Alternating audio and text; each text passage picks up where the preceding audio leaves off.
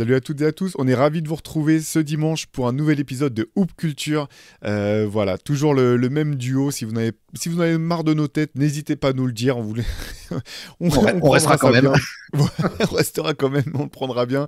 Je suis rejoint par mon camarade Pierre-Armand Samama pour un nouvel épisode donc, de Hoop Culture avec une thématique un peu différente. Voilà, vous inquiétez pas, on va pas vous parler de nos expériences personnelles, mais on va vous parler des coups d'un soir. C'est One Hit Wonder, c'est voilà, c'est ces mecs qui ont surperformé, que ça soit le temps d'une soirée ou le temps d'une saison, mais qui n'ont pas confirmé dans la foulée. C'est souvent ou parfois en tout cas des joueurs qui ont marqué les mémoires profondément justement par le caractère un peu éphémère de leur performance. Voilà de quoi on va parler aujourd'hui. Pierre, c'était dur du coup pour toi de trouver des noms pour cet épisode ou t'en avais par-dessus Ah, la tête? c'était dur de choisir, de sélectionner, de finir par en garder quelques-uns. Tu as raison de le dire, c'est des joueurs dont on se rappelle fort, même si à un moment donné, c'est qu'une ligne de stats dans l'histoire de la NBA, mais qui nous ont marqué profondément, peut-être parce que ça nous parle particulièrement, parce que à un moment donné, on a tous rêvé de sortir de nulle part comme ça, d'avoir un moment de gloire, les fameuses 15 minutes de gloire, de voir ce que ça fait, quitte à retomber dans l'anonymat derrière. Encore une fois, on ne va pas parler des what if, c'est-à-dire des gens des joueurs qui ont eu un début de carrière fulgurant où on voyait que c'était des superstars et qui ont été Ouais. brisés ces carrières par des blessures, etc. On ne parlera pas des Derrick Rose, des, des Grant Hill, des Penny Hardaway, etc. On parle vraiment de joueurs sortis de nulle part et malheureusement retournés dans ce nulle part un petit peu plus tard. Donc voilà, donc il y a plein de joueurs. C'est une thématique assez romantique, je trouve, parce que c'est tout ce qui fait la beauté du sport. Y a pas, on parle, c'est pas des histoires d'argent ici, c'est vraiment des histoires de performance et de joie et de plaisir apporté au public. Alors voilà, comme vous le savez, nous, on sait jamais à l'avance ce dont on va parler l'un l'autre. On se donne pas Mais non. voilà, nos choix de manière à pouvoir les découvrir en même temps que vous, quasiment. Et du coup, bah, allez, à tout seigneur, tout honneur. Pierre, je te laisse commencer, comme ça je suis sûr de pas prendre l'un de tes petits mignons que tu as mis de côté. Alors moi, je vais au 10 avril 2018. Je pars quelques années en arrière, là. Une des vraies. En fait, c'est le principe du conte de fées. On aurait pu l'appeler conte de fées, ce podcast. Euh, on va parler d'André Ingram, un joueur qui a passé 10 ans en G-League, joueur des South Bay Lakers, qui a fait plusieurs franchises de G-League et qui finit sa saison. La saison NBA arrive à sa fin, il reste 2 matchs, je crois. Et puis, il est convoqué au siège du club. Arrive le président des South Bay Lakers et on lui fait la surprise. Magic Johnson arrive et lui dit tu vas enfiler la tenue des Lakers, la saison elle est finie, il n'y a rien à jouer de particulier. Voilà, ils veulent lui faire plaisir et lui montrer que c'est le moment est là. Il y a une très belle vidéo qui tourne où on le voit, il a les larmes aux yeux, il n'ose pas pleurer, il appelle sa femme, they call me up, justement pour leur dire qu'il monte d'un étage. Il arrive dans le vestiaire le jour du match, il ne sait pas s'il doit dire bonjour, s'il doit serrer la main, les types arrivent, lui tapent sur le dos, dans le dos, il voit son maillot, le maillot noir, Black Mamba en plus de Kobe. Le maillot, c'est une merveille. Il rentre sur le terrain en cours de match, la salle se lève parce qu'il y avait eu tout un teasing qui avait été fait par les Lakers là-dessus. C'était plutôt chouette la manière dont ça avait été fait. Nous, ici en Europe, on était passé à travers, on a vu les images après coup. Et donc, il rentre sur le terrain, il joue contre les Rockets. Chris Paul vient le féliciter avant même qu'il rentre en disant vis ton rêve, mec. Enfin, c'est ultra à l'américaine. Il rentre, il met 19 points, 4 sur 5 à 3 points, savoir que c'est le shooter le plus prolifique de l'histoire de la G-League à 3 points. Et voilà, il devient le rookie le plus âgé, je crois qu'il a 32 34 ans, je ne sais plus, après Pablo Prigioni. Il joue 2 matchs, il encaisse presque 14 000 dollars alors qu'il encaisse 19 000 sur toute une saison en G-League. Il reviendra un peu plus tard, une saison après, pour pallier à l'absence de Lonzo, je crois quelques matchs, mais 4 matchs, je crois, mais il jouera pratiquement à peine 2 minutes par match, donc il n'aura pas le temps de faire quoi que ce soit. Mais voilà, quelle belle histoire avec ce sourire éclatant de, de ce type. En plus, un type qui arrive à cet âge-là, il faisait 10 ans de plus, donc on avait l'impression de nous voir, nous, aujourd'hui, rentrer sur le terrain. Donc voilà, l'histoire, elle est très belle. Et ce qui était chouette, c'était la réaction et du public et de l'ensemble de la ligue et de ses Ouais. coéquipiers, bien sûr, qui trouvaient c'était une vraie belle histoire. Carrément, non, c'était chouette. T'en parlais, l'engouement du public autour de cette histoire. Les Lakers qui ont vraiment joué le truc jusqu'au bout. Et puis, chapeau à lui, parce qu'en fait, c'est quand même une grosse pression. C'est le moment de toute une carrière. Et le match dont tu parlais, bah, il a été bon, en fait. Même si ça n'a pas derrière débouché sur un contrat à long terme ou ce genre de choses, ça reste quand même un souvenir complètement fou qui doit chérir jalousement aujourd'hui encore. Ah oui, ça c'est sûr. Quelle merveille. Carrément. Allez, moi j'en ai un autre. Tu le sais, Pierre, c'est l'une de mes icônes, de mes idoles de jeunesse. Un mec qui a tout cartonné. En gros, il a joué. Comment dire, c'est une mini carrière condensée sur 3 mois quasiment. C'est Richard Dumas des Phoenix Suns sur la saison 92-93. Saison incroyable où il tourne presque à 16 points de moyenne et où il fait des playoffs de feu, ponctués par des finales NBA magnifiques face aux Chicago Bulls. Cette finale 93, je pense que ça reste à ce jour la finale que j'ai préférée en fait de toutes les finales NBA que j'ai vues, celle qui m'a marqué le plus. Et donc ce joueur ultra athlétique qui va claquer des dunks sur la tête de la défense des Bulls, on comprend même pas d'où il sort en fait, parce que on n'avait pas autant d'informations qu'aujourd'hui. Moi, je l'ai découvert, je te le cache pas, Pierre, je l'ai découvert pendant ces playoffs, ce joueur Bien sûr. qui me semblait sorti de nulle part, et malheureusement qui est vite retombé dans l'anonymat pour cause de gros problèmes de drogue et d'addiction en tout genre. Il a été contrôlé positif par la Ligue, donc banni. Il a fini en allant jouer en Europe, voilà, dans des championnats et des clubs de plus en plus obscurs. D'ailleurs, on avait fait un article sur Basket Session. Si vous allez sur Basket Session, que vous tapez Richard Dumas, vous devriez retrouver ça. Parce qu'il y a quelques années, 2-3 ans, je pense, quelque chose comme ça, il était revenu en détail en fait, sur tout son parcours, sa vie, ses expériences dans une longue interview sur YouTube qui était vraiment intéressante, passionnante, dont on avait fait un article. Voilà, Richard Dumas, un joueur moi que j'ai trouvé fantastique. Je sais pas, enfin non, je sais que tu t'en souviens forcément, Pierre. C'est quoi ton souvenir de ce gars-là? Un souvenir d'un type ultra élégant à regarder, sans aucune émotion. C'était un peu Oui, kawaii avant l'heure. Il montrait rien du tout. J'avais l'impression qu'il transpirait jamais en plus. c'est ça. C'était un cyborg, ouais, ouais, ouais. Puis avec ce beau maillot de Phoenix. Je me rappelle sa maturité dans ce fameux match où il y a 3 prolongations.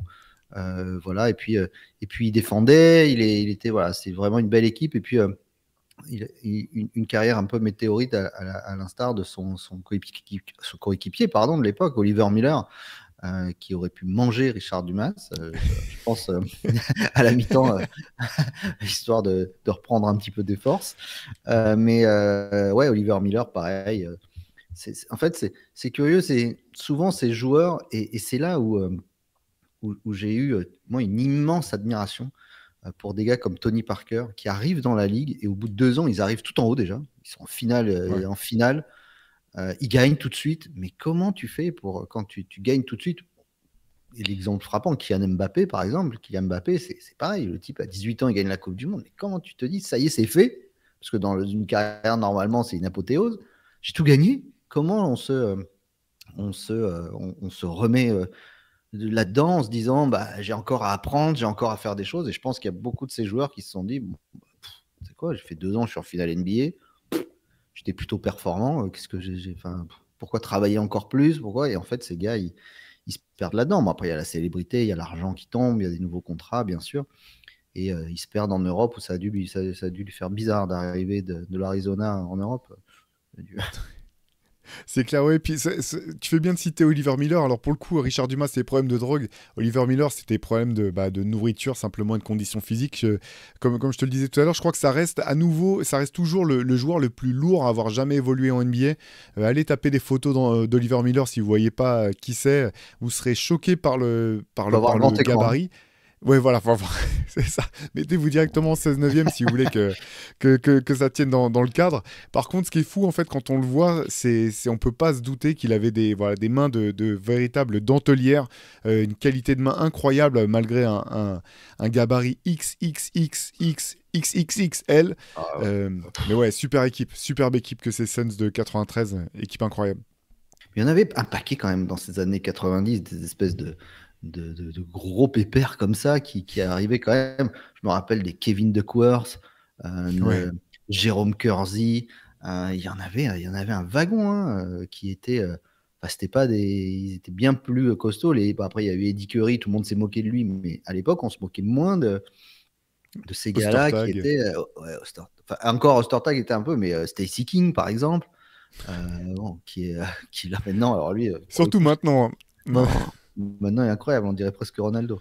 Donc voilà, donc ouais, Richard Dumas, très très bien vu, Richard Dumas, très très bien. Allez Pierre, je suis sûr que t'as... On s'est pas concerté, mais je sais que t'as un chouchou. Je suis sûr que tu vas me le Oui, sortir à un moment, hein. ouais, bon, ouais, on est obligé parce que vous l'attendez tous. On part en 2012, février 2012, presque 12 ans jour pour jour. Enfin, ouais, 12 ans jour pour jour. Aujourd'hui, on parle de Jeremy Lin, bien sûr. New York est à la cave. Ils ont 8 défaites d'affilée. Ils sont nuls.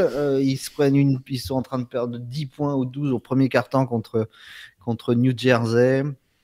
Le Mike D'Antoni, c'est pas quoi faire. Il regarde le bout du banc, il voit Lin qui doit être coupé le soir même, mais coupé, quand je dis coupé, c'est coupé pas des Knicks, c'est-à-dire coupé de la ligue. Hein. Il avait galéré avec les Warriors. Là, voilà, c'est sa dernière chance, donc il sait que la décision vient le soir même, normalement. Il dort chez Landry Fields, donc il ne sait même pas trouver un logement ou quoi que ce soit parce qu'il sait que c'est fini pour lui. Et puis là, le divin, on va dire, les dieux du basket se regardent le Madison Square Garden et disent: oh, bah, il est mignon, lui, allez hop, c'est parti. 25 points, 7 rebonds, une victoire, et après, il enchaîne. Utah, 2 jours après, il rentre dans le 5 directement. Sa fameuse célébration où il tourne les pages, où Landry Fields lui tient un livre, il tourne les pages du livre, il met ses lunettes parce qu'il faut savoir qu'il vient d'Harvard. Bah Il oui. vient d'Harvard. Jeremy Lin, ça va être un des rares joueurs pro d'Harvard. Euh, Contre Utah, là, c'est un clinique presque. Il met une chanson à Deron Williams de A à Z. Il fait des crosses, il passe main droite, main gauche, tire à 3 points. Et puis surtout, il attire sur lui, donc il fait un nombre de passes incroyable. Il écarte le jeu, il a une vision du jeu, il commence à y avoir une hype pas possible. Ensuite, il enchaîne Washington où il met un dunk dont tout le monde parle et l'apothéose. Ça y est, toute la presse US, la télé nationale, les Lakers viennent à New York une fois par an, donc c'est toujours un événement. Kobe dit le Jeremy Lin, j'ai pas entendu parler, alors que Kobe, tout le Alors que la monde hype est sait. folle. Ouais, c'est ça. Alors que tout le monde sait, Kobe connaît même le nom du type qui nettoie les chiottes du Garden juste le dimanche entre 5h et 7h. Même lui, il le connaît tellement il étudie tout, tu vois. Donc, il y a ça. L'autre dit oui, bon, il va pas faire genre, je l'ai pris personnellement avec une bonne de baseball comme ça, mais ça le titille un peu. Il met 38 points. Spike Lee est là, c'est-à-dire il y a une ambiance de finale NBA, de Game 7. Si vous revoyez les highlights de ce match, genre, il y a un moment donné, il y a genre, je sais pas, 18, mais Spike Lee saute sur le terrain, court, ils se courent tous dessus. Le banc est en folie pour ce gamin parce que c'est leur pote et que l'histoire, elle est belle et que ça leur rappelle peut-être aussi des moments de gloire que lui n'a jamais eu. Les Mike Bibby, tous ces trucs-là. Il joue à Toronto, il met un game winner sur Calderon. Toute la salle se lève. C'est-à-dire, personne n'est pour les Raptors. Pour Tout les le monde est Raptors. pour. Et personne n'est pour les Knicks. Tout le monde est juste pour ce gars-là, pour ce petit gars. Il est à la une du Time, il rentre dans les 100 personnes les plus influentes. Je vous dis ça sur un laps de temps d'un mois, quoi. C'est sur un mois. Big Surprise, Big Money, Big Heart que cite titre Sports Illustrated à sa une. Il joue pas la finale avec Toronto toutes ces années plus tard, mais il est champion. Malgré tout, il est sur la photo du shoot de Kawhi où Kawhi est accroupi et on voit Jeremy comme ça, il regarde le truc, donc on le voit là. Mais l'histoire, elle est incroyable. Et lui-même, il croyait pas. Il dit j'étais sous la douche et je savais pas si c'était de l'eau ou des larmes qui coulaient. Et franchement, il est bon. C'est-à-dire que les gens se disent il y a 4-5 matchs. Mais non. Sur le reste de la saison, il continue d'être bon. Il se blesse malheureusement, ce qui fait qu'il amène New York, il ne peut pas faire de playoff avec eux. New York match pas l'offre de Houston. Il part à Houston, mais il est très attendu là-bas, mais il est plus chez lui, il est plus dans son confort, etc. Il est bon à Houston, rien à dire. Il est meneur titulaire. Il est bon, il est pas mauvais aux Lakers après. Il est jamais mauvais nulle part, hein. Mais je sais pas, et je trouve que tu vois, la NBA a toujours soutenu, bien traité ses joueurs, etc. Je trouve qu'avec Jeremy Lin, ils ont été, mais pas terribles du tout. C'est-à-dire que ce type-là, qui à un moment donné leur a apporté un blé, mais monstrueux, une hype incroyable. Enfin, moi, franchement, si tu me mets dans les, je sais pas, 3 plus grands souvenirs depuis 2010, je pense que un, il y a le compte de LeBron en finale, dont je me rappellerai toujours. Ouais, sur Voilà. Iguodala, ouais. Voilà, mais en deux, franchement, il y a pratiquement Jeremy Lin qui vient tout de suite. Moi, je me levais la nuit pour voir ce truc-là. Voilà, on parle de conte de fées. On a rarement vu un joueur qui donne son nom à un mouvement de folie, l'Insanity. Tout le monde connaît ce nom-là. Voilà, moi je trouve que maintenant il joue en Chine depuis des années. Il a essayé de revenir dans la ligue, personne n'en a voulu, etc. J'ai jamais vraiment compris ce manque d'engouement autour de lui, qui est un joueur plus que correct, encore une fois, et qui aurait pu apporter à plein de franchises. Il n'a jamais été mauvais là où il a été, hein, depuis qu'il a explosé. Ça lui a donné une Hmm. confiance folle, mais l'histoire, elle est dingo. L'histoire. Non, c'est clair, mais c'était ouais, tu l'as dit, l'Insanity, phénomène international incroyable. C'est comme si on avait pris toute la hype qu'il y a autour de Victor depuis 2 ans, mais qu'on l'avait condensé sur un mois, en fait, où partout autour de la planète, ça ne parle que de ça.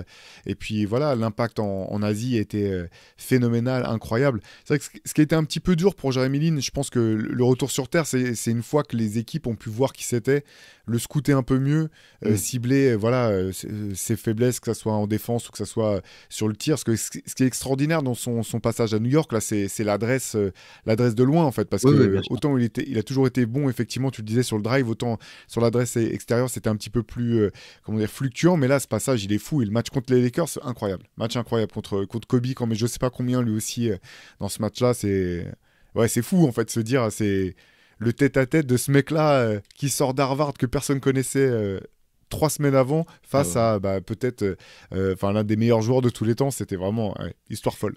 Même Obama parle de lui. Et franchement, je me suis toujours dit, le jour où je devais montrer à mes enfants un match ou quelques-uns, je pense il serait dans la liste, le match contre les Lakers, parce que tu racontes ça, tu Ouais. vois tout de suite la folie, l'engouement, etc. Tu voyais le respect de ses coéquipiers. Bon, on connaît l'histoire avec Melo, la rumeur sur laquelle c'est lui qui n'a pas voulu qu'il reste. Mais quand tu voyais les Tyson Chandler, les Stoudemire, lui donner le ballon en fin de match et dire écartez-vous les gars, redonnez-lui la balle, c'est lui qui gère le truc. C'était fou, quoi. C'était trop chouette. Voilà. L'Insanity, c'est un super souvenir. Et moi, je vais rester sur un autre joueur international, entre guillemets. Alors, pour le coup, il a fait une très belle carrière, mais c'est pas en NBA qu'il a fait vraiment une très belle carrière. Je voulais parler de Rodrigue Bobois, qui, durant sa saison rookie avec les Dallas Mavericks en 2010, déjà, il fait une bonne saison rookie et il claque surtout un match à 40 points contre les Golden State Warriors, à la surprise quand même de tout le monde, avec une adresse à 3 points complètement folle. Les Warriors, un petit peu, souvent quand ça se passe, ce genre de choses, quand c'est des joueurs qui sont pas étiquetés, c'est que les équipes adverses refusent de s'adapter, en fait. Elles se disent, moi, c'est pas grave, ça va pas durer, il en a mis 2, il en a mis 3, ça va s'arrêter un moment, sauf que là, ça s'arrête pas. 40 points pour Rodrigue Bobois. Dans la foulée, Mark Cuban disait qu'il était intransférable, qu'il y avait 2 joueurs qui étaient intouchables au MAV, c'était Dirk Nowitzki et Rodrigue Bobois. Derrière, l'histoire n'a pas été aussi belle, même si Rodrigue, avec Yann Mahami, d'ailleurs, est champion NBA en 2011, avec ses Mavs incroyables qui font tomber les Tres Amigos de Miami. Donc voilà, petite carrière entre guillemets en NBA. Par contre, depuis, magnifique carrière en Europe, tous les ans parmi les meilleurs joueurs à son poste dans des clubs qui jouent très fort, que ce soit en Euroleague ou dans leurs championnats locaux. Un joueur que j'espère toujours un jour avoir l'occasion de voir en équipe de France. Ça n'a jamais été le cas pour X raisons, mais ces 40 points là contre les Warriors, c'était pareil, un gros souvenir, parce que même nous, alors qu'on suivait quand même ses résultats, on savait qu'il était très talentueux. À Cholet, d'où il vient, là, je me rappelle d'une interview avec Nando De Colo et Steve Chicambou qui me disait, ouais, le petit Rodrigue, là, quand même, il est fort, il a du talent et tout. Mais ces 40 points-là, on les avait pas vus venir, et les Warriors non plus, visiblement. Puis un personnage ultra discret.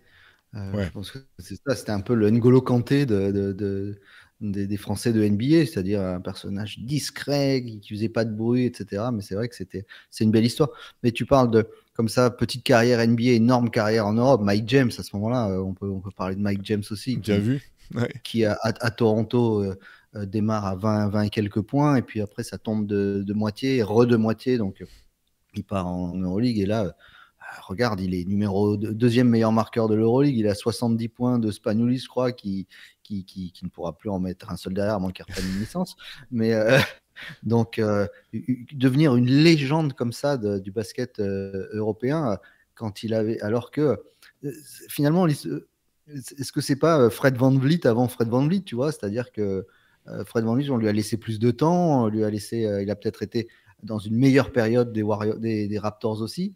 Mais Mike James, quel génie, tu vois? On parlait de Rodrigue Beaubois, ces types qui finalement performent fort un peu et performent encore plus fort derrière, parce que ça doit pas être facile d'abandonner son rêve de basket NBA, de revenir en Europe pour beaucoup, ça doit être dur.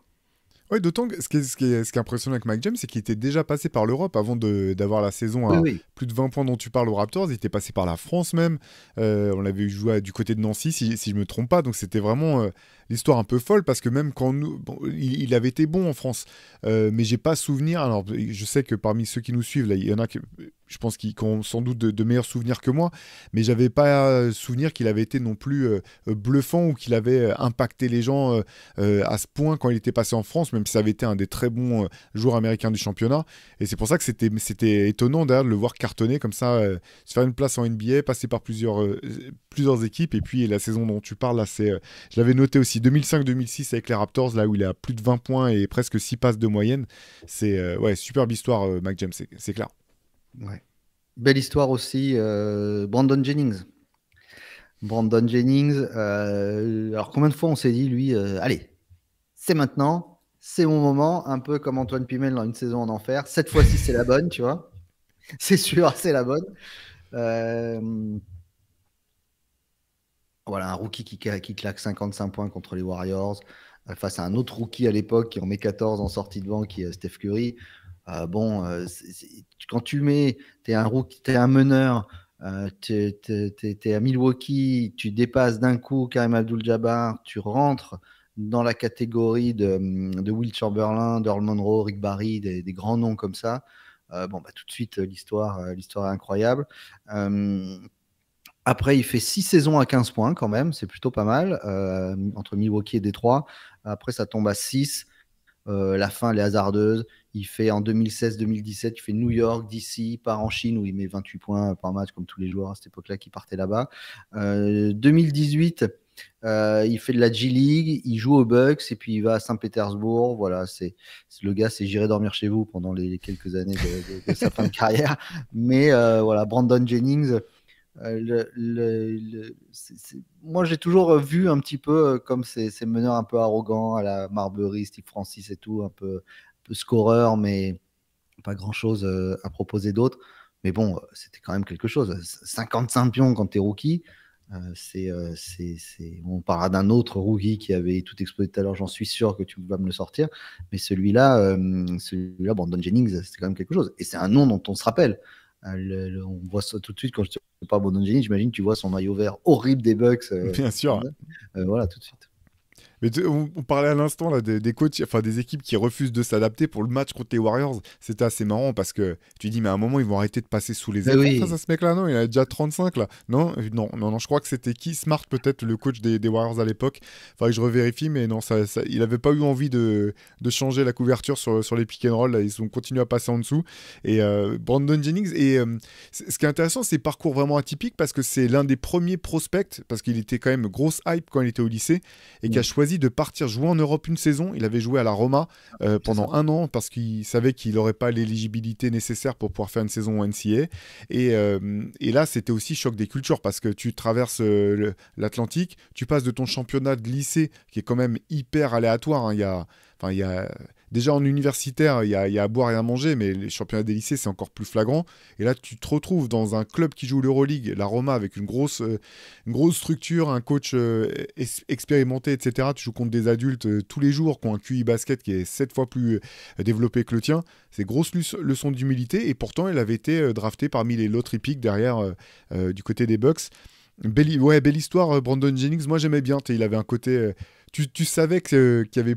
Enfin, tu voyais qu'il pourrait pas atteindre le plus haut niveau. Mais j'aimais bien son attitude, quand même, son talent de gaucher, là, un peu très surprenant. Et il y a un documentaire, si vous pouvez remettre la main dessus, je vous le conseille, je crois que ça s'appelle Gunning for that number one spot, qui avait été réalisé par l'un des Beastie Boys, dans lesquels ils avaient suivi en fait les plus gros prospects de lycée d'une même saison. Et donc dedans, on voit Brandon Jennings, on voit Michael Beasley, on voit Kevin Love.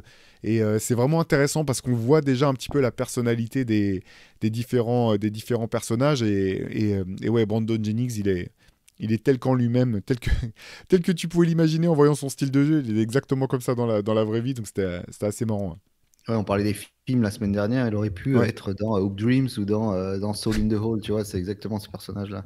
Tu parlais de Michael Beasley, voilà, c'est intéressant parce que je me suis posé la question d'un Michael Beasley, par exemple, mais je pense que c'est plus un talent qui s'est lui-même gâché qu'une explosion, qu'un conte de fées, quoi. Il n'y a rien de joli dans l'histoire de Michael Beasley. Ouais, j'ai beaucoup de tendresse, moi, pour ce Moi gars-là. En aussi, fait, moi aussi. j'aime bien parce qu'en Quel fait, talent, quel talent. ouais, un talent fou, quoi. Talent Oh, incroyable, mais bon, quel talent, certains mecs viennent de trop loin, en fait, pour pouvoir. je pense, ouais. Quand on voit l'exigence que demande le très haut niveau en termes de régularité, en termes d'entraînement, en termes de gestion de tes blessures, de gestion de ta vie personnelle, voilà, il y a des gars, ils viennent de trop loin, mais sur le talent, ouais, incroyable. Michael Beasley, j'ai incroyable talent. Allez, moi j'en ai un autre, mais je pense que c'est celui auquel tu faisais allusion. C'est un mec qui a été rookie de l'année. J'en ai deux qui ont été rookie de l'année, mais je vais commencer par celui-ci. Michael Carter Williams. Eh oui. Et oui, forcément, incroyable rookie des Sixers, époque euh, tanking or die trying, en mode plein, mode trust the process. Une saison incroyable à 17, 6 et 6 en 2013-2014. Rookie de l'année et derrière, le vide interdissidéral. Ouais, y en a d'autres, hein, des mecs qui ont surperformé pendant leur saison rookie et qui n'ont jamais été aussi bons derrière. Mais là, c'est vrai que le décrochage était violent pour Michael Carter Williams. Non, mais le premier match contre Miami, je crois, contre le 8, champion en titre, j'ai pris les stats, 22 points, 7 rebonds, 12 passes, 9 interceptions. C'est-à-dire le gars, il est à la porte d'un quadruple double jamais vu. Il est joueur de la semaine en NBA, hein, un truc qui n'était pas arrivé depuis le Shaq, un rookie joueur de la première semaine en NBA. Après, il réussit triple-double contre Orlando. D'ailleurs, il fait son premier triple-double contre Orlando. Et petite stat intéressante à la Pierre Bellemare, qui n'est pas un chanteur mort, mais qui racontait de folles Euh, histoires. J'étais pas prêt pour le Pierre Bellemare là, tu me l'as sorti Voilà. de je sais pas où. Alors, il se fait son premier triple-double contre Orlando. Face à lui, Victor Oladipo, également rookie, fait un triple-double. Et c'est la première fois dans l'histoire que deux rookies font un triple-double dans le même match. Voilà. C'était en plus, il y avait un côté un petit peu particulier. Et il y a un truc particulier aussi avec Michael Carter Williams, c'est qu'il est tradé en fait pratiquement un an et demi après parce que les Sixers se rendent compte que sa valeur marchande n'est pas folle. Il va se faire opérer de l'épaule et il se fait trader. Alors là, après, c'est pareil, hein. Bon, après, c'était un mec qui était à 25% à 3 points. Il était ultra limité sur beaucoup de choses. Mais sur le début de saison, on s'était dit, mais c'est le nouveau Magic Johnson. Mais il y avait des. Alors, évidemment, hein, tout le monde s'était emballé. Mais poser des stats à la Russell Westbrook presque avant que Russell devienne Russell, quoi. Ouais, parce qu'en plus, c'était un meneur de grande taille, il était hyper élégant, très fluide et tout, donc l'impression visuelle était très forte en fait, quoi. Tu pouvais vraiment te laisser prendre au jeu. C'est vrai que c'était un joli conte de fées. Je ne sais pas si tu avais vu la tête qu'il avait lorsqu'il a signé, je crois qu'à Orlando encore l'année dernière, hein. Je crois qu'il était encore à Orlando l'année dernière. Il était tout bouffi avec juste un collier de barbe là. Horrible. La version Wish de Steph Curry, quoi. Terrible. Allez, moi je t'en parle d'un autre. Alors je vais faire bondir les gens. Je vais te parler d'un petit jeune. Alors en fait, les contes de fées, ça peut, c'est un peu l'histoire, c'est-à-dire ça part très bien, puis après ça peut très mal se terminer, et puis ça finit bien. Moi, je vais parler de Kobe Bryant, parce que Kobe Bryant, la fin de carrière, elle est pas facile à regarder. Ce farewell tour, c'est une purge de A à Z. Et puis le 13 avril 2016, dernier match contre Utah. Tout le monde l'attend. Shaq dit ouais, vas-y, mets-moi 40 ou 50. Il est capable de le faire et tout. On sait ce qui se passe. Il prend 50 shoots. Le mec, il est cueilleur-croqueur. Il prend 50 shoots dans le match. Alors, juste à titre de comparaison, Luka Doncic, là, il met 72 pions, 73 puntos avec 33 shoots. L'autre, il en prend 50, il en met 22.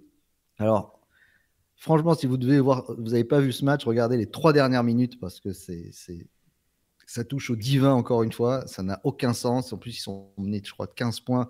Ils remontent, Kobe, mais tous des shoots invraisemblables, plus durs les uns que les autres. Mais les 3 premiers cartons, c'est un enfer à regarder. C'est vraiment triste à mourir. Et donc, il y a toute cette histoire, cette fin de match. Il gagne le match. Sa dernière action, c'est une passe décisive. Dernière action, c'est une passe décisive. Il signe le parquet. Mamba out. Enfin bon, c'est un feu d'artifice. J'ai l'impression qu'il y a le château de Walt Disney qui va sortir derrière. Cette musique-là, la tic et tac qui vont sortir et tout. Enfin, c'est un Disney, quoi, le truc.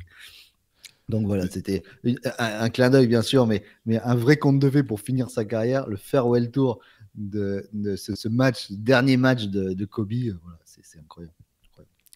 Mais c'est marrant ce que tu dis, en fait. Rien n'a de sens dans ce match. Et pourtant, tu vois, on en a parlé à plusieurs reprises. Kobe, j'étais pas forcément un fan, mais j'ai kiffé ce match, en fait. Oui. Parce qu'en fait, il y a 2 manières de finir ton dernier match, quoi. Soit tu fais très sobre, genre comme Jordan, je crois que c'était face au tout dernier match ouais, face aux Sixers, tout dernier match où même il veut pas rentrer, il rentre et une standing ovation, il shoot de lancer franc et ressort. Soit faut que tu mettes un éclat, en fait. Et même au début, ça tombe pas dedans. Et en fait, il y a un moment quand même où finalement, ça finit par s'enclencher. Parce que là, il lâche pas. Il dit, je suis sûr que dans sa tête, il dit, là, je suis allé trop loin. Maintenant, il faut que je finisse sur un carton. Parce que je peux pas finir sur un match où je suis à 3 sur 22. Ça ressemble à rien. Et la fin, elle est assez folle, même si Utah s'en fout. Parce que ils savent déjà que pour les playoffs, c'est bon pour eux.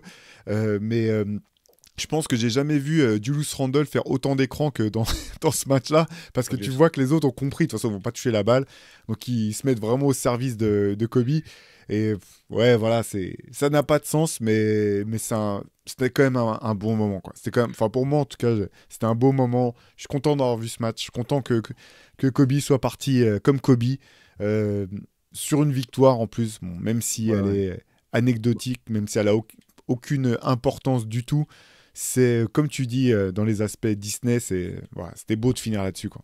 Et puis après, bon, il y a tous ces anciens coéquipiers qui viennent le saluer sur le terrain parce qu'il faut voir la bande d'équipes claquées qui salue en sortant du terrain. C'est-à-dire son dernier match, il finit dans les bras d'un D'Angelo Russell qui a 12 ans, de Robert Sacré, d'un Meta World Peace qui, je ne sais pas s'il est encore Kung Fu Panda, enfin, il y a qui, ouais, c'est ça, il y a Julius Randle, c'est que des jeunes. Il y a Clarkson qui est pas encore tatoué. Enfin, c'est que des gamins, quoi.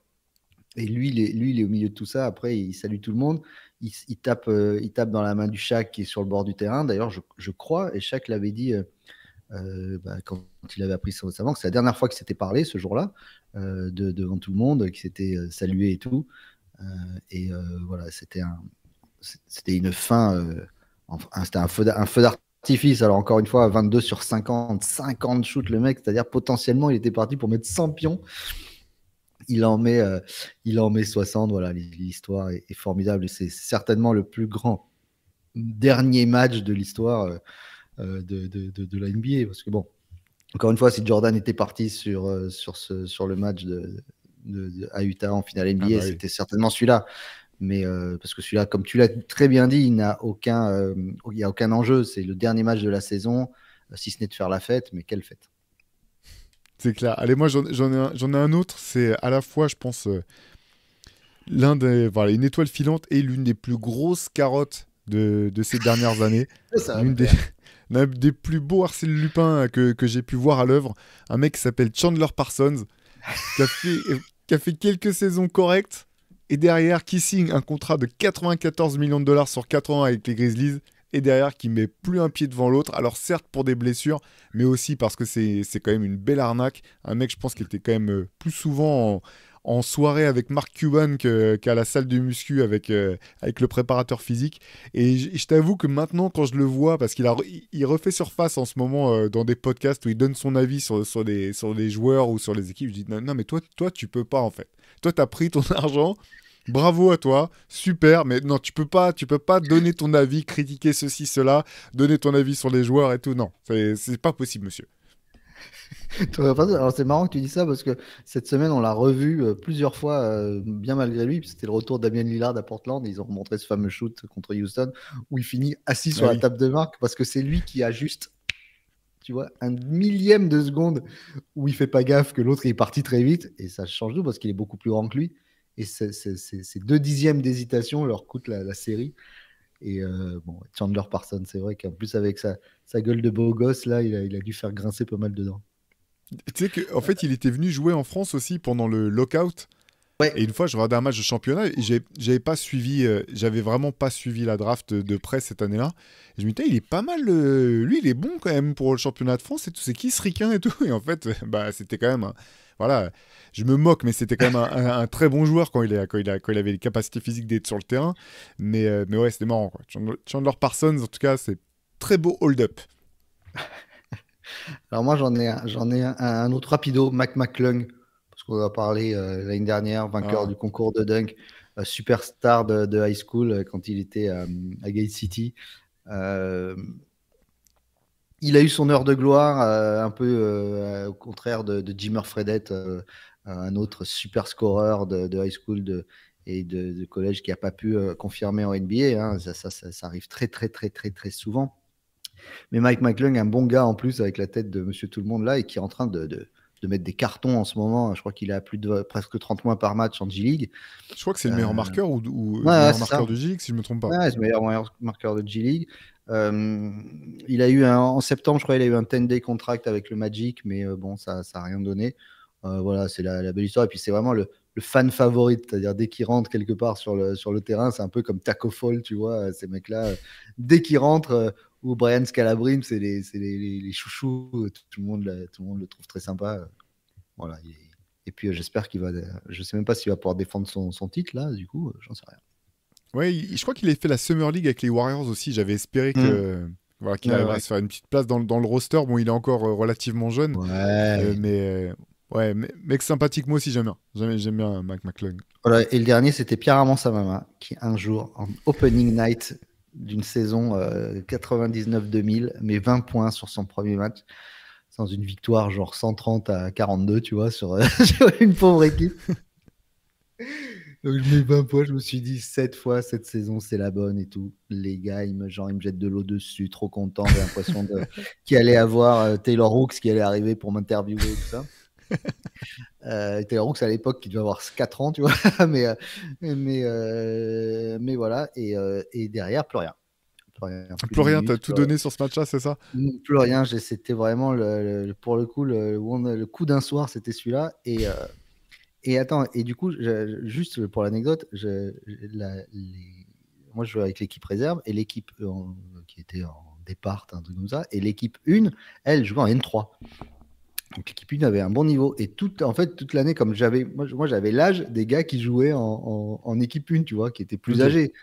J'étais plus vers la trentaine, etc. Et, euh, et il y avait des bons joueurs. Il y en avait qui avaient joué à Monaco. Il y avait des gars qui avaient joué. Il s'appelait Steve Martial, qui avait joué un peu à Monaco. Il y avait Patrick Onimus qui avait joué en pro aussi.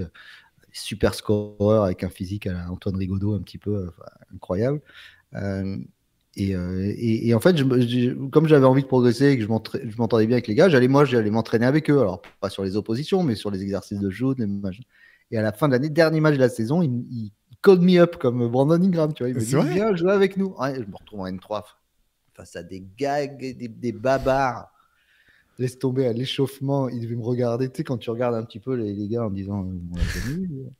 Et puis, tu sais, ils regardent, ils font, ouais, laisse tomber, c'est bon. Et le mec, j'ai dû mettre un lay-up, j'ai même pas touché la planche avec ma détente avec ma détente de table basse là. Et, et donc voilà, c'était un truc. Et il m'avait fait rentrer genre les 15 dernières secondes, tu sais, pour remonter le ballon et laisser le chrono tomber. C'était rigolo. Voilà, c'était. J'avais toujours une tendresse pour eux d'avoir fait ça. C'est vraiment sympa. Ah bah c'est cool, non, c'est top. Ouais, c'était marrant. C'était marrant. C'était un moment de gloire devant cette personne. C'était très intéressant. Du coup, maintenant, comme le veut la tradition dans le basket en France, en tout cas, tu peux mettre dans ton CV, tu commences en disant bah moi j'ai joué en National 3, parce que c'est comme ça. Même si tu as juste fait le banc et que t'es pas rentré et que tu as fait 2 entraînements avec une sur la équipe feuille. de N3, c'est ton statut à vie maintenant, joueur de National 3. J'étais ex-joueur d'N3. J'ai fait le Voilà, banc N3. exactement. Voilà. On va passer à d'autres catégories, peut-être, Ouais. Théo. Ouais, j'en Vas-y, avais un bah, dernier juste, je le vas-y. glisse, mais je vais pas le développer. C'était Tyreek Evans qui a mis Ah une oui. belle carotte lui aussi, même QV que Stephen Curry. Il a Ouais, tout c'est un donné en truc sur début de les saison. carottes. Ouais, voilà, on Une pourra le émission faire. sur les carottes. Et Stephen Curry a tout donné dans la deuxième partie de saison. Et finalement, c'est quand même Tyreek Evans qui a été élu MVP, rookie de l'année, je veux dire. Avec, je crois que c'était le premier rookie depuis Jordan et LeBron qui avait tourné genre quelque chose comme 20 points, 5 rebonds, 5 Ouais. passes. Malheureusement, c'était sa meilleure saison, ça reste celle-là. Donc, Mais bon, elle est belle quand même. merci d'être passé, Tyreek. À la prochaine. La compta, c'est par là. Ouais. On va pas. Allez, vas-y, Pierre, on change. Ouais, Allez, on va changer de truc. On va parler de musique un petit peu. Allez, tiens. cool.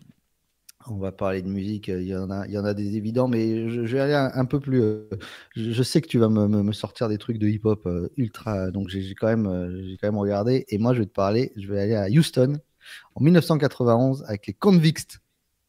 Oh, Les Convicts. fallait le chercher celui-là. Bien vu, Voilà, bien vu. Big Mike et Lord 32 qui sortent un disque ultra funky, mais super bien. Insortable aujourd'hui parce que le propos est horrible de misogynie, c'est raciste à souhait. Il y a un morceau qui s'appelle Fuck School, enfin, où ils disent que l'école sert à rien, tout ce qu'il faut, c'est aller. Tu vois, c'est vraiment c'est un morceau qui n'est pas validé par Gabriel Attal.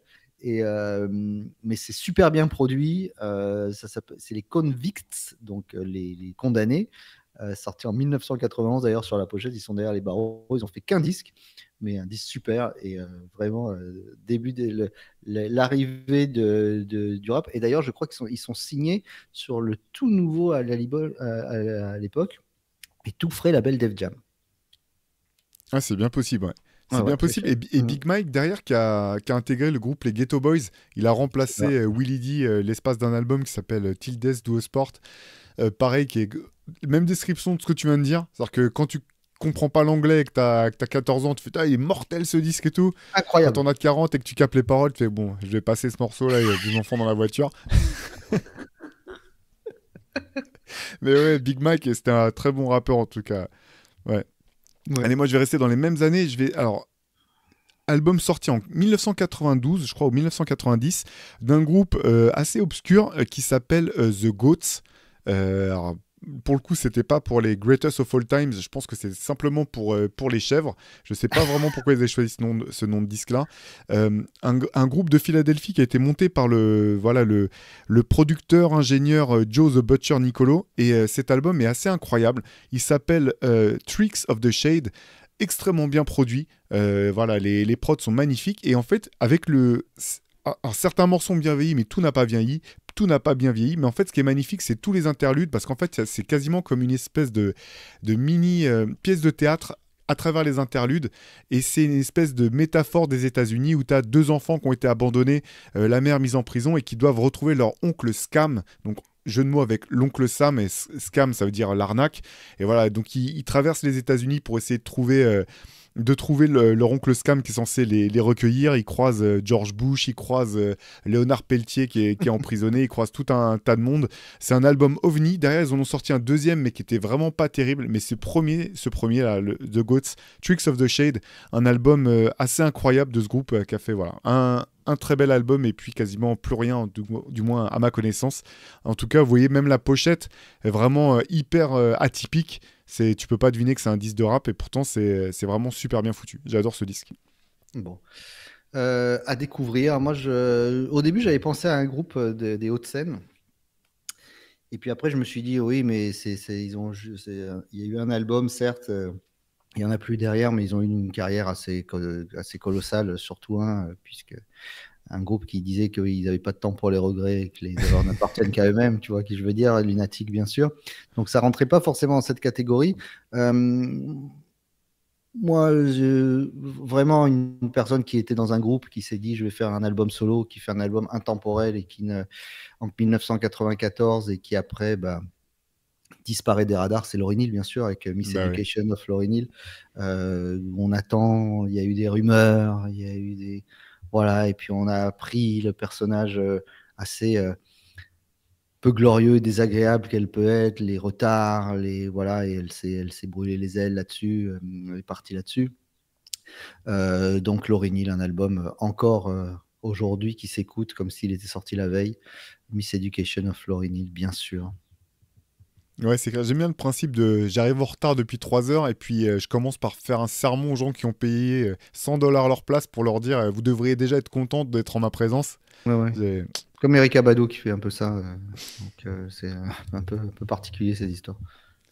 Mais ouais, c'est clair. En tout cas, ouais, enfin, t'as raison, quoi. Dans le genre, je sors un album qui est un classique intemporel et puis après, plus rien, c'est un cas d'école. Moi, alors j'ai un autre. Alors, il y a un petit piège. C'est un groupe qui s'appelle KMD.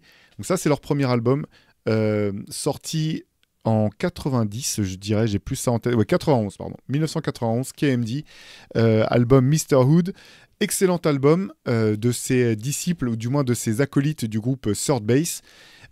Album super, derrière on attend la suite, et sauf que la suite elle sort jamais, parce que c'est ce disque qui est finalement sorti bien plus tard, appelé Black Bastard, et que le label n'a pas voulu sortir en raison de la couverture, avec le petit personnage, le petit Sambo On peut pendu. comprendre, ouais. Ouais, Black Bastard.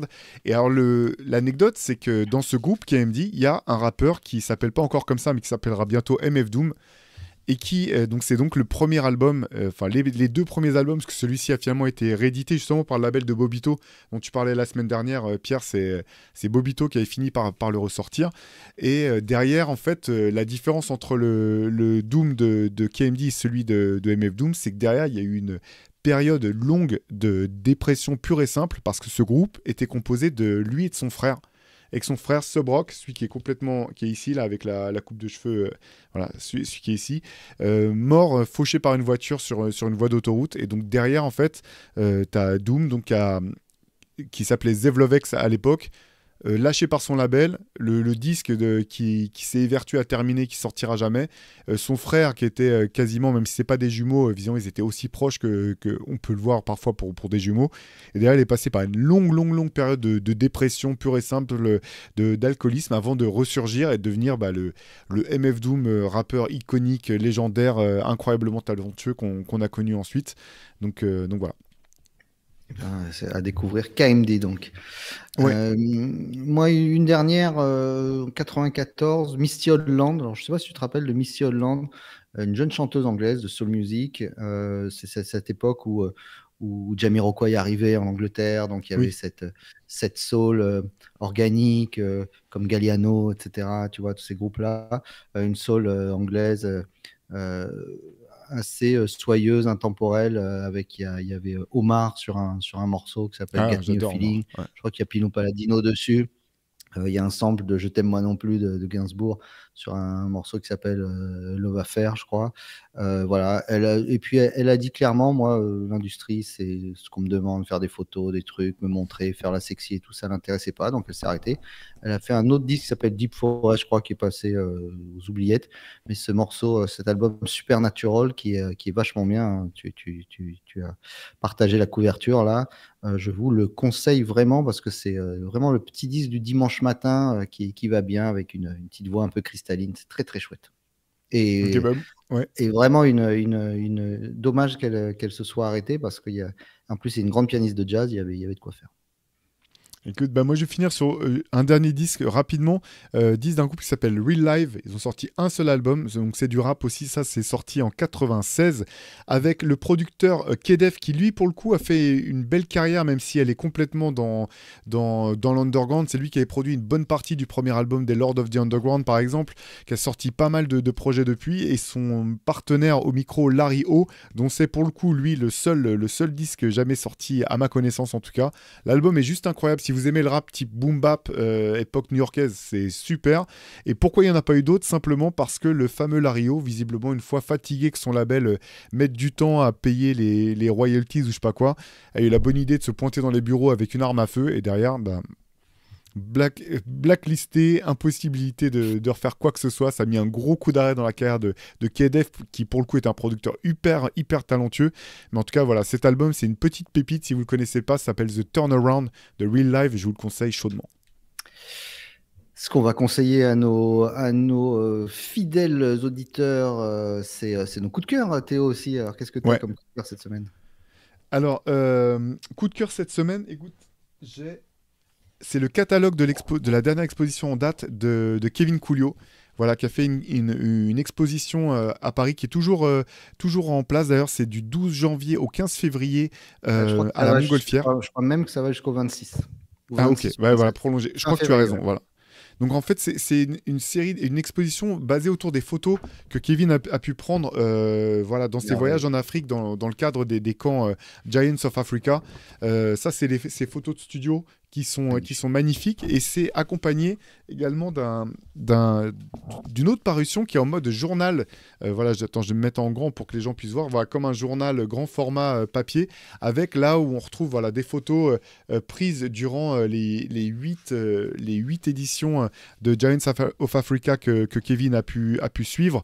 Les photos sont somptueuses, réalisées donc dans 8 pays différents. Elles sont juste incroyables. Voilà, j'imagine que. Enfin, je dis Kevin parce que j'imagine que tout le monde connaît, mais on en parlait la semaine dernière. C'est lui qui a réalisé le film Doing It in the Park avec Bobito Garcia, photographe, comment dire, réalisateur passionné et passionnant de basket, qui est lié à l'aventure Rivers depuis le tout début. Donc voilà, je suis ravi de pouvoir mettre en avant à la fois cette parution et aussi l'exposition de Kevin. Allez sur son site ou sur ses réseaux sociaux, c'est Asphalt Chronicles, je vous remettrai le titre. Si vous êtes sur Paris ou en région parisienne, allez voir l'exposition, passez-lui un petit bonjour si vous le croisez, et sinon vous pouvez commander tout ça sur son site Asphalt Chronicles, vous ne serez pas déçus. Ouais, le catalogue de l'expo et justement ça, sont dispo hors le fait d'aller directement à l'expo. C'est important de Ouais, le dire. absolument. Et toi Pierre, qu'est-ce que tu nous as mis de côté? Eh ben rien du tout. J'ai pas eu de coup de cœur. Mytho, C'est mytho. terrible à dire. Non, non, non, j'ai pas eu de coup de cœur particulier. J'ai juste surkiffé. En ce moment, je regarde la série. Bon, c'est pas très original, qui s'appelle D'argent et de sang sur Canal+. Je ne sais pas si tu as vu cette série de Xavier Giannoli sur l'histoire du fameux scandale du CO2 qui avait eu lieu il y a presque 15 ans maintenant. La série avec Ramsey, avec Neil Scheider, voilà, avec Julie Chemla. Donc c'est ultra bien joué, avec un Vincent Lindon, mais comme dirait Georges Eddy, un Vincent Lindonesque, comme toujours. Il est parfait. Il joue le rôle d'un juge des douanes. Enfin bon, c'est glaçant parce que l'histoire est vraie et incroyable, hein, sur le scandale des millions récupérés sur le CO2. Mais voilà, c'est bien joué, c'est bien fait. Et puis Canal, ils mettent un épisode par semaine. Ça me rappelait la grande époque de 24 heures chrono, tu sais, où tu avais Il faut que t'attendes. et t'en pouvais plus de savoir ce qui allait se passer. Donc cette petite attente, elle est sympa. Voilà, je vous conseille. Vous avez certainement déjà dû le voir, qui aimait les bonnes choses. D'argent et de sang sur Canal+. Regardez ça, c'est chouette. Bah écoute, je connais pas du tout, je vais aller jeter un œil là-dessus de ce pas. Et bah écoute, je te propose qu'on enchaîne avec les reliques peut-être, Pierre. Ouais, allez. Ouais, Ouais. Alors, c'est mon petit moment de stress à chaque fois, parce que je me demande ce que tu vas me mettre dans la tronche. Adidas a teasé cette semaine une nouvelle chaussure qui s'appelle la Super Team 2000S.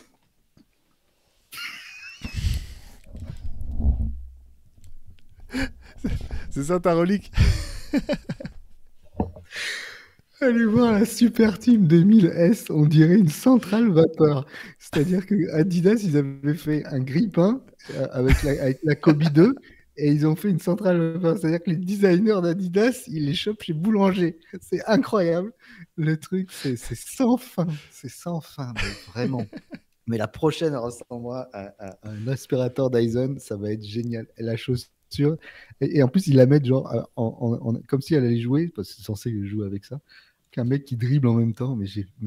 Écoute, j'ai rarement autant rigolé devant une photo de chaussures que ça. Bon, bref. Kobe avait donc fait cette fameuse chaussure autour de, tu sais, calquée sur la Audi.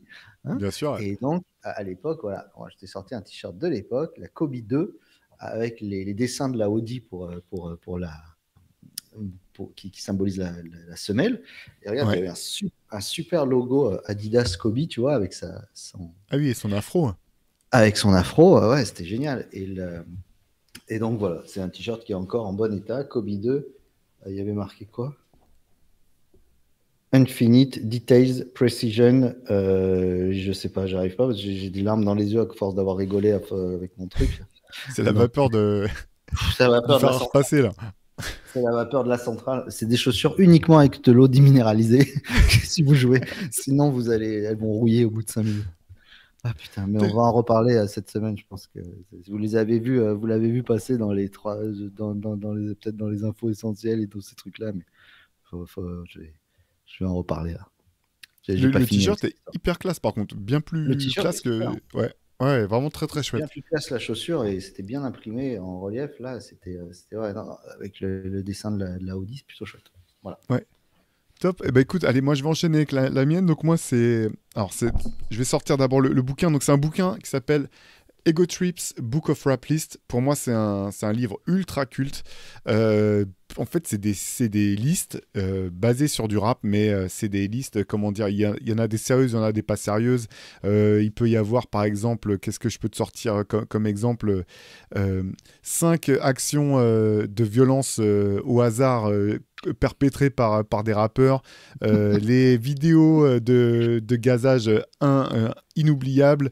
Qu'est-ce que je peux te sortir encore? Les albums, les chansons les plus, comment dire, les plus osées en termes de contenu sexuel. Les chansons dans lesquelles on parle de pratiquer du sexe, mais en se protégeant, en mettant des préservatifs. 13 moments incroyables dans les, tu sais, les liner notes, là, les notes d'album de disques. Voilà, donc ce livre, Ego Trip, Book of Rap List, qui est assez incroyable et qui avait été sorti par donc Ego Trip, qui était peut-être à ce jour, je pense, l'un ou le meilleur magazine de rap jamais réalisé. En tout cas, chez les anglo-saxons. Pour les Français, on pourra en reparler une prochaine fois. Et ça, c'est le numéro 1. J'en ai quelques-uns. Voilà, c'était pour moi assez incroyable. Parce qu'au-delà de la qualité de l'écriture, il y avait un ton assez fou, beaucoup Ah ouais, d'humour. super. Ouais, la manière de traiter Avec le Giroud rap comme un... derrière. Et ouais. Bah ouais, là, tu sais, là, tu sais que c'est 94, c'est que c'est que du classique. T'as Nas devant, Giroud derrière. Et tiens, j'en ai d'autres, tu vois. Method Man. Voilà, là c'est quoi là, celle-là j'adore, celle-là elle est très belle avec KRS-One. Il m'en manque un qui est culte avec une magnifique photo de Smith et Wesson. Mais le contenu, voilà, c'est fait avec la passion d'un fanzine, mais avec l'exigence d'un magazine. La plupart des mecs qui sont passés par Ego Trip ont fait des grosses carrières derrière, que ça soit Sacha Jenkins qui est aujourd'hui derrière Massapil, que ça soit j'oublie les noms, le mec. J'oublie les noms. Un des acteurs principaux de ce qui a été Complexe vient aussi d'Ego Trip. Donc voilà. Mhm. Magazine, fanzine incroyable. Les bouquins, il y en a deux. Il y a celui-ci, l'autre, je vous le présenterai une prochaine fois. Il vaut le détour aussi. Si vous pouvez mettre la main dessus en occasion quelque part, vous ne serez pas déçus. C'est à mourir de rire et en même temps, c'est une mine d'informations. C'est voilà. Que du bon. Et l'Ego Trip qui n'est pas la qualité principale du Hoop Culture, puisque nous sommes toujours à l'écoute de vos commentaires et nous les appliquons à la lettre. Voilà l'émission qui se termine, Théo, que vous retrouvez bien sûr en podcast et sur la chaîne Basket Session. On vous souhaite une bonne semaine. On se retrouve dimanche prochain, promis. Absolument. À dimanche, Pierre. Salut.